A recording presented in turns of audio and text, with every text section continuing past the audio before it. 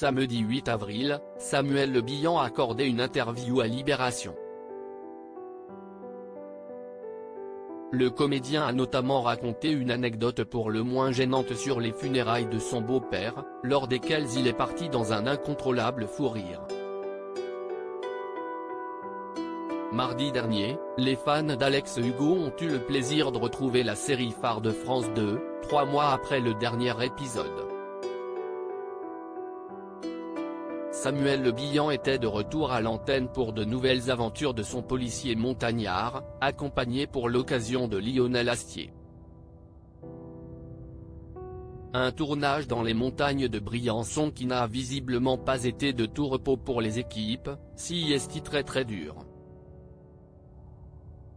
On a eu des orages de montagne, on a eu très peur. À un moment, il y a eu des éclairs, les rivières qui commençaient à grossir. La petite équipe de tournage était perdue, là, au milieu de la montagne avec une petite cabane pour se mettre à l'abri mais qui n'est vraiment pas sûr, a-t-il notamment raconté lors de son passage sur le plateau de Télématin. De quoi donner un vrai sentiment d'authenticité aux téléspectateurs, pour un comédien aussi vrai que nature. C'était totalement inapproprié. Samuel Le Bihan s'est en effet toujours montré à cœur ouvert auprès de ses fans, aussi bien sur les réseaux sociaux que dans les médias. Notamment pour aborder le sujet douloureux de sa fille Angia, 11 ans, atteinte de troubles autistiques. Mais ce week-end dans les colonnes de Libération, CIST une autre partie de sa famille que le comédien de 57 ans a abordé, sa belle-famille.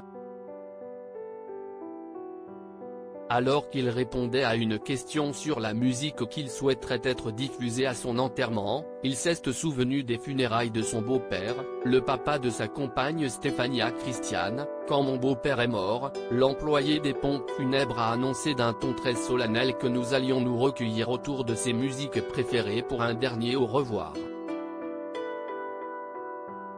J'ai donc vu son cercueil partir sur Viva España. J'étais choqué, c'était totalement inapproprié de voir cet homme admirable partir sur cette musique de fête ridicule. C'était grotesque et puis je suis parti en fou rire, a-t-il raconté. Un moment sans doute aussi grotesque que gênant, qui lui a en tout cas laissé un sacré souvenir.